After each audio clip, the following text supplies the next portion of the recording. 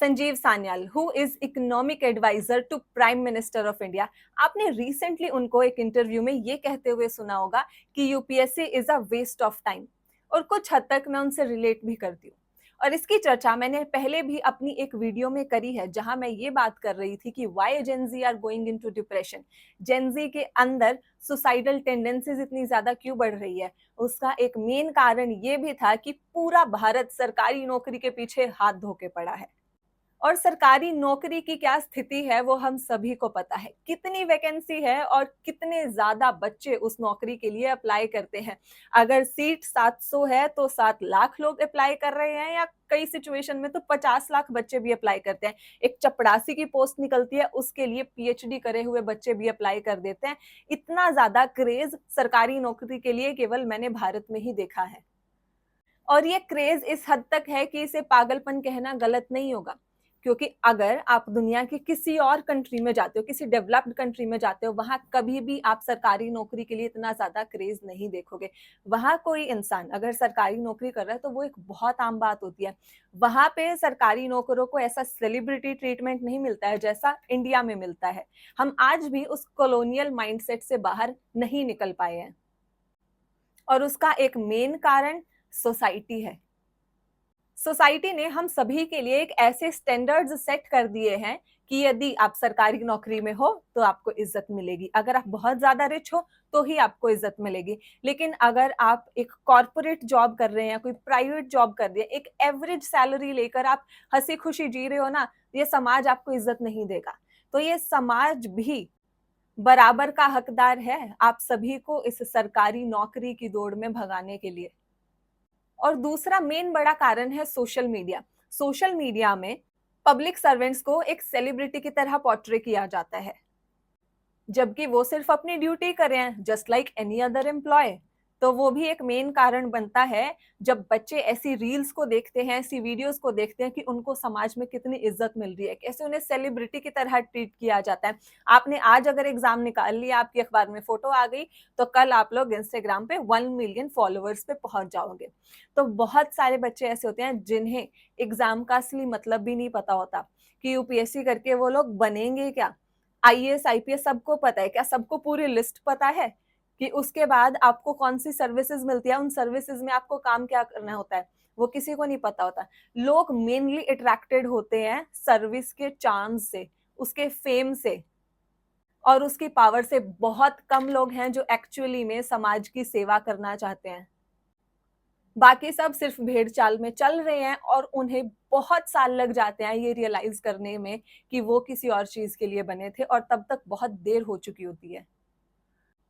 बाकी एग्जाम्स तो फिर भी ठीक है, लेकिन यूपीएससी तो एक ऐसा एग्जाम है जिसमें मैंने लोगों को 10-10 साल भी तैयारी करते हुए देखा है और आखिरी में कुछ हाथ नहीं लगता। उनके सब रिश्ते टूट जाते हैं, ना जॉब लगती है, ना समाज में कोई इज्जत होती है, ना हाथ में पैसा होता है, और सबसे बड़ी बात, उनके पास 10 साल तैयारी करने के बाद भी कोई ऐसा स्किल सेट नहीं हो सकता कि वो अपना कुछ काम कर ले या कहीं और पे जाके जॉब के लिए अप्लाई कर ले। उनके लिए आखिरी में सिर्फ एक ही ऑप्शन बचता है कि जो आपने पढ़ा है वही आप बाकी लोगों को पढ़ा दो। तो देखिए, मेरा इस वीडियो के माध्यम से किसी को भी डिस्करेज करने का कोई भी मतलब नहीं है। मैं जस्ट आप लोगों के सामने एक रियलिटी लाना चाहती हूँ। अगर आप वाकई में समाज के हित के लिए काम करना चाहते हैं, लोगों की सेवा करना चाहते हैं, आपको वाकई में एक एडमिनिस्ट्रेटर बनना है, तो आपको जरूर यूपीएससी के लिए अप्लाई करना चाहिए। लेकिन एक रिक्वेस्ट है कि भाग दौड़ में मत चलें। और अगर ड्यूरिंग द प्रिपरेशन आपको कभी ऐसा रियलाइज होता है कि मैं शायद इस चीज के लिए नहीं बना हूं, और वो समहाउ सभी को एक ना एक पॉइंट पर हो जाता है, लेकिन ये समाज हमें उस समय स्टेप बैक करने की इजाजत नहीं देता है कि अब यहाँ तक आके आप कैसे वापस जा सकते हो। तब तक आपके पेरेंट्स ने भी इतने सपने संजो लिए होते हैं कि मेरा बच्चा तो लाल बत्ती वाली गाड़ी में आएगा, हम ढोल बजाएंगे, हम डीजे बजाएंगे, ये करेंगे वो करेंगे। तो पेरेंट्स का प्रेशर और सोसाइटी का प्रेशर उस बच्चे को उस जाल में से निकलने भी नहीं देता है, जिसके कारण फिर डिप्रेशन उत्पन्न होता है, या फिर कई लोग तो सुसाइड भी कर लेते हैं। तो ये जो ट्रैप है ना गवर्नमेंट जॉब का, ये बहुत ज्यादा खतरनाक है। तो मेरी कोशिश इस वीडियो में ये रहेगी कि मैं न्यूमरोलॉजी के माध्यम से आप लोगों को ये समझा पाऊं कि कैसे आप अपनी डेट ऑफ बर्थ को देखकर एक आइडिया लगा सकते हैं कि मेरी गवर्नमेंट जॉब लगेगी या नहीं लगेगी। जी हाँ, ये बिल्कुल पॉसिबल है। न्यूमरोलॉजी के पास आपके इस क्वेश्चन का आंसर है। तो चलिए इस वीडियो को स्टार्ट करते हैं। देखिए, इस वीडियो को देखने के लिए आपके पास सिर्फ एक चीज होनी चाहिए, वो है आपकी डेट ऑफ बर्थ। आप अपनी डेट ऑफ बर्थ को देख के ये पहचान सकते हो कि क्या मैं गवर्नमेंट जॉब के लिए एक सुटेबल कैंडिडेट हूँ या नहीं हूँ। और गवर्नमेंट जॉब के लिए मेनली 3 नंबर्स सबसे ज्यादा इंपॉर्टेंट होते हैं। अगर किसी इंसान की डेट ऑफ बर्थ में ये 3 नंबर्स आ रहे हैं ना, उसके गवर्नमेंट जॉब लगने से कोई भी नहीं रोक सकता। और उस 3 में से अगर 2 नंबर्स आ रहे हैं तो भी आप हार्ड वर्क करके गवर्नमेंट जॉब पा सकते हैं। लेकिन अगर 3 में से सिर्फ एक ही नंबर प्रेजेंट है तो आपको बहुत ज्यादा हार्ड वर्क करना पड़ेगा, लेकिन उसके बाद भी सक्सेस गारंटीड नहीं है। आपको एक लीप ऑफ फेथ लेनी पड़ेगी, आपको अपनी लाइफ में रिस्क लेना पड़ेगा। आप रिस्क लीजिए, एक टाइम तक लीजिए, गिव इट अ ट्रायल। अगर लगता है कि नहीं हो रहा है तो सबसे बेस्ट आपके लिए यही होता है कि सही टाइम पे रियलाइजेशन हो जाए। क्योंकि ऐसा नहीं है कि अगर आप गवर्नमेंट एग्जाम में फेल हो गए तो आप लाइफ में कुछ कर नहीं पाओगे, ऐसा बिल्कुल भी नहीं है। क्या पता आपके अंदर आर्टिस्टिक टैलेंट इतना अच्छा हो, क्या पता आप नेक्स्ट शाहरुख खान बन जाओ। तो कभी भी अपने आप को अंडर एस्टिमेट नहीं करना है, भेड़ चाल में आपको नहीं चलना है। अगर आप गवर्नमेंट जॉब के लिए एक सुटेबल कैंडिडेट हो, वेल एंड गुड। अगर नहीं तो अपने टैलेंट को पहचानो, उस पर काम करो, आप भी अपनी फील्ड में बेस्ट बन सकते हो। तो अब मैं आपको बताती हूँ वो 3 सबसे ज्यादा इंपॉर्टेंट नंबर्स कौन से होते हैं। वो है नंबर 3, नंबर 4 और नंबर 8। और ये 3 नंबर्स आपकी लूशो ग्रिड में मिलके बनाते हैं विजन प्लेन। पहले मैं आपको ये समझा देती हूँ कि इन तीनों नंबर्स का मतलब क्या है। कहीं आपको ऐसा ना लगे कि मैम ऐसी ही बात कर रही है, इन्हें पता नहीं है। कोई भी आता है किसी भी टॉपिक के लिए 3-4 नंबर उठा के बोल देता है कि दौलत के लिए इतना नंबर चाहिए, फेम के लिए इतना नंबर चाहिए, जॉब के लिए इतना। मैं आपको समझाऊंगी कि क्यों ये तीनों नंबर्स इंपॉर्टेंट है। और आप नंबर को केवल नंबर की तरह मत देखिए, उन नंबर की क्वालिटीज आप देखिए। अगर वो नंबर आपके पास है ना, तो वो क्वालिटीज भी आपके पास है। आपके पास वो टैलेंट होना चाहिए एग्जाम क्लियर करने का। नंबर 3 को देखिए आप सबसे पहले। नंबर 3 जुपिटर का होता है। नंबर 3 नॉलेज का है। नंबर 3 की अगर किसी ने मेरी वीडियो देखी होगी तो वहां मैंने बार बार एक चीज मेंशन करी है कि नंबर 3 वाले जो लोग होते हैं ना, they are jack of all trades. और यूपीएससी में क्या रिक्वायर्ड है, यही कि you should be jack of all trades, you have to read everything under the sun. तो अगर आपके पास नेचुरल ऐसी कैपेबिलिटी है कि आपको क्यूरियोसिटी होती है कि आपको जानना ही जानना है।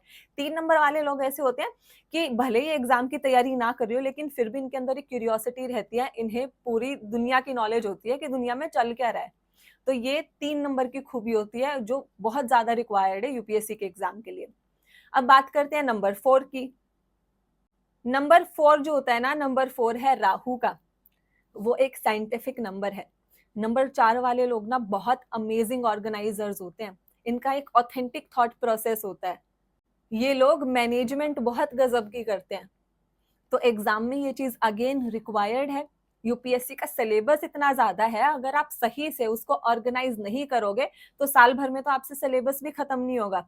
रिवीजन आगे की बात और अटेम्प्ट करना तो और दूर की बात हो गई। तो जब तक आपके अंदर वो ऑर्गेनाइजेशनल स्किल्स नहीं है, कैसे आप अपनी पर्सनल लाइफ, प्रोफेशनल लाइफ, कैसे अपनी स्टडीज को आप मैनेज करते हो, कैसे अपना आप दिन प्लान करते हो, आपके अंदर एक रूटीन है या नहीं है, तो ये सारी चीजें नंबर 4 से देखी जाती है।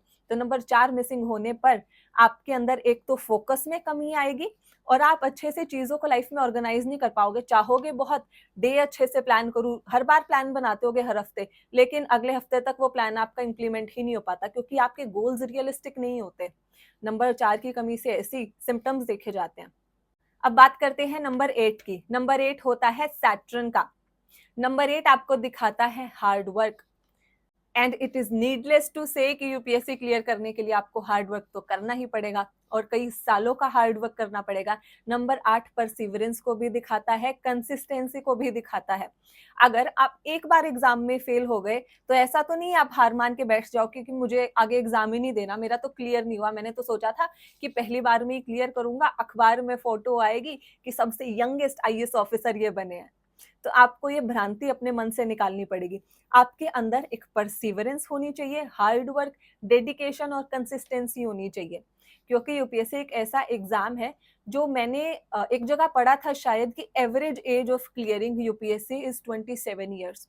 और बच्चे 20-21 साल की उम्र में तैयारी स्टार्ट कर देते हैं। आजकल तो लोग 12th के बाद अपने बच्चों को तैयारी में लगा देते हैं।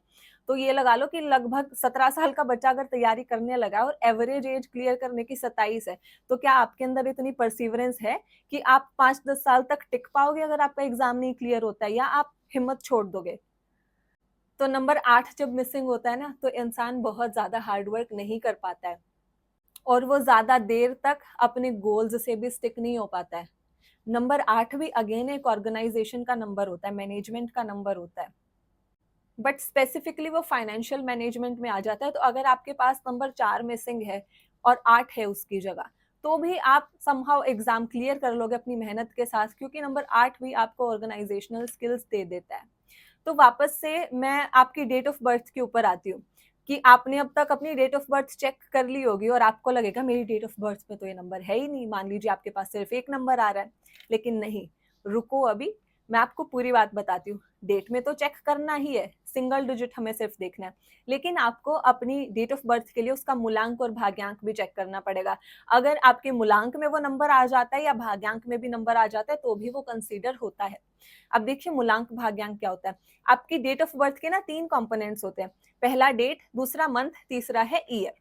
तो मूलांक जो होता है ना, वो आपकी पूरी डेट ऑफ बर्थ का सिर्फ डेट वाला कंपोनेंट होता है।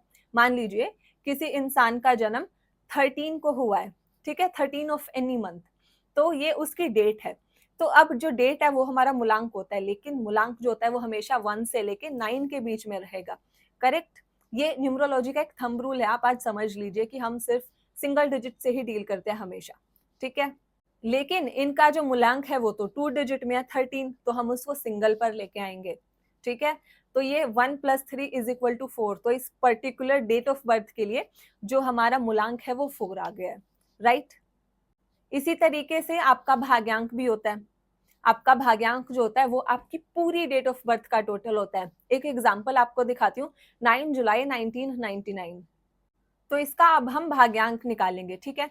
भाग्यांक क्या होता है? आपकी पूरी डेट ऑफ बर्थ का टोटल होता है। ये तो पूरी को ऐड करिए आप, 9 + 7 + 1 + 9 + 9 + 9, तो इसको पूरे को ऐड करके 44 आ जाएगा। जैसा मैंने बताया था, थंब रूल, सिंगल डिजिट, ठीक है। तो इसको सिंगल डिजिट पर लेके आएंगे, 4 + 4 = 8। तो इस पर्टिकुलर डेट ऑफ बर्थ के लिए भाग्यांक 8 आ गया। अब स्टार्टिंग में अगर आपने डेट ऑफ बर्थ देखी होगी तो आपको लगेगा इसमें ना 3 है ना 4 है, 8 कुछ भी नहीं है, लेकिन यहाँ पे जो भाग्यांक है वो 8 आ गया, तो एक डिजिट इनके पास आ गया इस तरीके से। तो खाली अपनी डेट ऑफ बर्थ देख के एकदम कंक्लूजन पे जंप ना करें, अपना मूलांक और भाग्यांक भी चेक कर लें एक बार। तो एक बार समराइज कर देती हूँ, आपको क्या चीज देखनी है, आपको ये डिजिट्स फाइंड आउट कहाँ पे करने। जैसे पहले मैंने एक बार 13 वाला एग्जाम्पल लिया था ना, तो इस इंसान का वो 1, 3, 4 तीनों काउंट होगा। जैसे इनकी डेट 13 थी, तो ऐसा नहीं है कि हम सिर्फ 4 को काउंट करेंगे और 1, 3 को इग्नोर कर देंगे, नहीं। इनकी जो डेट ऑफ बर्थ है, मान लीजिए इनकी डेट ऑफ बर्थ है 13 अगस्त 1999, ठीक है। अब इनके पास देखो तीनों डिजिट्स आ गए, इनके पास डेट में से 3 आ गया, ठीक है, मंथ का इनके पास 8 आ गया है, राइट, और इनका मूलांक 4 आ गया है। तो इस इंसान के पास तीनों डिजिट्स प्रेजेंट है।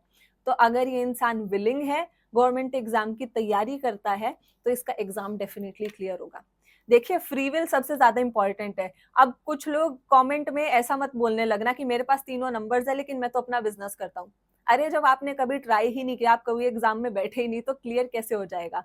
तो फ्री विल एक सबसे ज्यादा इंपॉर्टेंट चीज है कि अगर आप वो चीज करना चाहते हो, उसके लिए मेहनत कर रहे हो, और अगर ये नंबर्स भी आपके पास प्रेजेंट है ना, तो ये सोने पे सुहागा हो जाता है, आपके लिए वो काम बहुत ज्यादा इजी हो जाता है, क्योंकि आपका नेचुरल ब्रेन माइंडसेट ऐसा है कि आप बने ही उस चीज के लिए, आप इजीली उस चीज को क्रैक कर लोगे।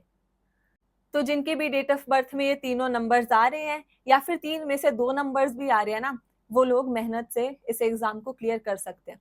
लेकिन अब बात करते हैं उन लोगों के बारे में जिनके पास सिर्फ एक नंबर प्रेजेंट है।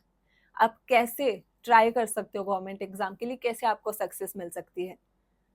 देखिए, पहली बात तो ये है कि आपको ट्राई करना पड़ेगा, आपको बहुत ज्यादा हार्ड वर्क भी करना पड़ेगा, और वो डिपेंड करता है कि आपके पास नंबर्स कौन से प्रेजेंट है। फॉर एग्जाम्पल, तीनों में से आपके पास सिर्फ 3 नंबर प्रेजेंट है, 4 और 8 मिसिंग है, बहुत ज्यादा मुश्किल है, सच में बहुत ज्यादा मुश्किल है, क्योंकि 4 और 8 दोनों मिसिंग है, ना ऑर्गेनाइजेशनल स्किल्स है ना हार्ड वर्क है।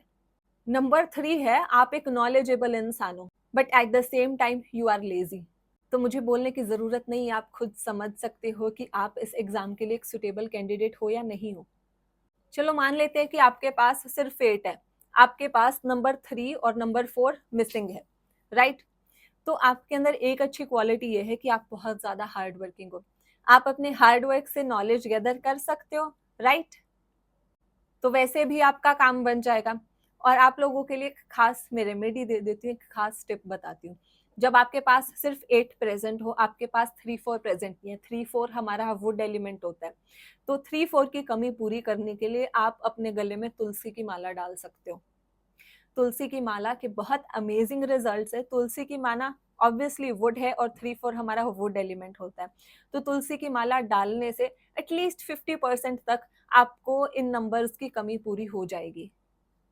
बट तुलसी माला के कुछ प्रिकॉशंस है। जब आप तुलसी माला डालते हो तो आप प्याज, लहसुन, ड्रिंक, अल्कोहल और नॉन-वेज ये कुछ भी कंज्यूम नहीं कर सकते। तो चॉइस अब आपकी है। अब देखो कुछ पाने के लिए कुछ तो खोना पड़ता ही है, राइट? और चलो अब आखिरी का केस डिस्कस कर लेते हैं जहाँ पे एक भी नंबर प्रेजेंट नहीं है तीनों में से। मैंने अपने एक्सपीरियंस में ऐसे लोगों का गवर्नमेंट एग्जाम क्लियर होते हुए नहीं देखा। जिनके पास ये तीनों नंबर्स नहीं है, उनके लिए गवर्नमेंट एग्जाम क्लियर करना बहुत ज़्यादा मुश्किल होता है। पहली बात तो बहुत ज़्यादा हार्ड वर्क करना पड़ेगा। और मैंने अपने पर्सनल एक्सपीरियंस में ऐसे लोगों का एग्जाम क्लियर होते हुए नहीं देखा है। तो अगर आप लोगों को कोई ऐसा इंसान मालूम है जिसके पास ये तीनों नंबर्स नहीं है, उन्होंने एग्जाम क्लियर करा, तो प्लीज कमेंट करके मुझे भी बताएं। क्योंकि कोई भी चीज जो न्यूमरोलॉजी लगा लो, एस्ट्रोलॉजी लगा लो, ये रिसर्च बेस्ड सब्जेक्ट्स हैं ये भी। तो मैंने अपने एक्सपीरियंस में जितना देखा या जहां से मैंने सीखा, तो मैंने अक्सर ऐसे लोगों का एग्जाम क्लियर होते हुए नहीं देखा है। तो if you know someone, you can please mention in comments, तो हमारी भी नॉलेज थोड़ी एनरिच होगी। और देखो जाते जाते एक बोनस टिप भी लेके जाओ। जिनके पास ये तीनों नंबर्स प्रेजेंट है ना, और वो गवर्नमेंट एग्जाम की तैयारी कर रहे हैं, उनकी जॉब लगने से कोई नहीं रोक सकता। लेकिन वो लोग जिनके पास तीनों नंबर्स एब्सेंट है या सिर्फ एक नंबर प्रेजेंट है, ऐसे लोग प्राइवेट सेक्टर में बहुत अच्छा परफॉर्म करते हैं। तो आपको अपना जो फोकस है वो प्राइवेट सेक्टर की तरफ शिफ्ट करना चाहिए। You can reach to the top most levels in corporate sector. तो कभी भी निराश नहीं होना। जब भी लाइफ में आपको फेलियर मिलता है, सेटबैक मिलता है, कभी भी निराश नहीं होना है। हमेशा ये सोचो कि शायद ये आपके लिए बेस्ट नहीं था, this thing was not good enough for you. आप किसी और चीज में इससे भी बेहतर परफॉर्म कर सकते हो। आपको अपने टैलेंट को पहचानना है, अपने पैशन को पहचानना है। बस इतनी सी बात है। फिर आपको बेस्ट बनने से कौन रोक सकता है? तो ये था मेरा एनालिसिस कि कैसे आप अपनी डेट ऑफ बर्थ देख के ये एनालाइज कर सकते हो कि आप गवर्नमेंट जॉब के लिए एक सुटेबल कैंडिडेट हो या नहीं हो। आशा करती हूँ आपको वीडियो पसंद आई है। और अगर आप मुझसे पर्सनल कंसल्टेशन चाहते हैं तो स्क्रीन पे दिए गए नंबर पे आप मुझसे कांटेक्ट कर सकते हैं। और अगर चैनल पर नए हैं तो तुरंत चैनल को सब्सक्राइब कर दीजिए इसी तरह न्यूमरोलॉजी से रिलेटेड वीडियोस पाने के लिए। हरे कृष्णा।